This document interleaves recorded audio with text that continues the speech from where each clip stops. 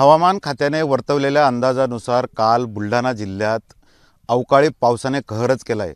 जणू काही निसर्गच कोपला आहे आणि त्यामुळे शेतकऱ्यांचे खूप मोठ्या प्रमाणात नुकसान झालेलं आहे।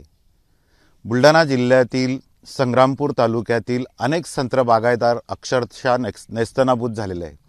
आपण बघू शकताय की काल झालेल्या या अवकाळी पावसामुळे आणि गारपिटीमुळे संग्रामपूर तालुक्यातील संत्र बागायतदारांचे हे हाल आता आपल्याला बघायला मिळत आहेत। खूप मोठ्या प्रमाणावर संत्र हे गारपिटीमुळे जमिनीवर पडलेले आहे आणि यामुळे खूप मोठ्या प्रमाणात संत्र बागायतदारांचं नुकसान झालेलं आहे। संत्र्यासोबतच गहू, हरभरा, ज्वारी या पिकांचंही मोठ्या प्रमाणात नुकसान झालेलं आहे।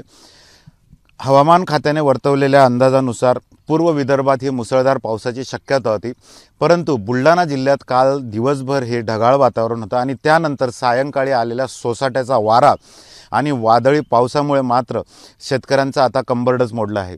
खरीप हंगामात कमी पावसामुळे शेतकऱ्यांचं आधीच नुकसान झालेलं असतानाही आता मोठ्या प्रमाणात या रब्बी हंगामातही शेतकऱ्यांचं नुकसान झालेलं आहे। आपल्यासोबत हे संत्रा बागायतदार आहे।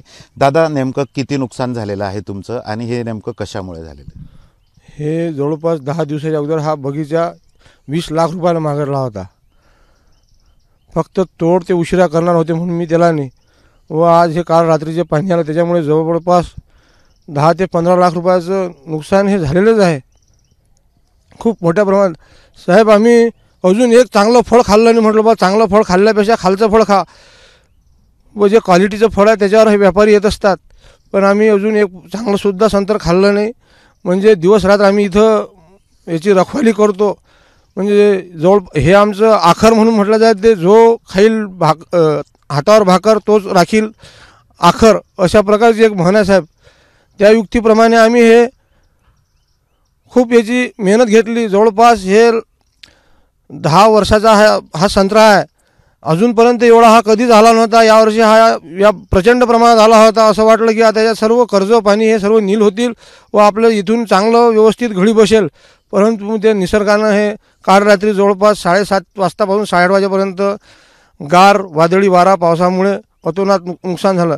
त्यातल्या जो चांगल्या क्वालिटीचा संत्रा ज्याच्यात पडला, जो टिकू शकते, समजा अतोनात नुकसान झालं, तरी याची दखल शासनानं घ्यावी।